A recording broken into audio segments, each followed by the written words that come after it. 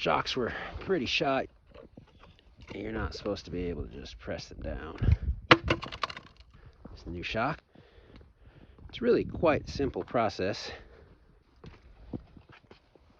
Take the tire off, and that's just going to slip up in there. Put the bolt through there, and then I'll use the jack to lift up until that's aligned. And I'll put the bolts back in and tighten it up. Removal process is pretty straightforward. Break your bolts loose while the truck's on the ground. Jack it up so the tire clears the ground. Pull the tire off, let the jack down so it's rest on the blocks. Take out your 2 bolts. Now, one of the challenges with rust here, not so much on this one, but on this one, threads stick out and get rusted. So I'm just cut the end of the bolt off so you're not trying to back all that rust through the... On this truck, they're 15 millimeters.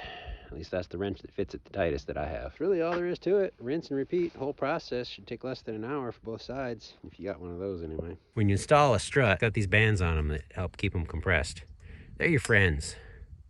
Leave them on until you get it installed. That helps it keep it to a reasonable length. Once it's installed, you cut that. For whatever reason, my 3/4 inch Stanley socket sets have a 14 and a 16. They don't have a 15, so can't use my torque wrench. Ended up you having to use the wrench. If you ever do that, be very careful. Real easy to hurt yourself. The other thing is, since I can't use my torque wrench, because my torque wrench is a socket, got to do this by feel. Steel will yield after a certain point. If I even think I've gotten to that point, I stop. There you have it. Strut install.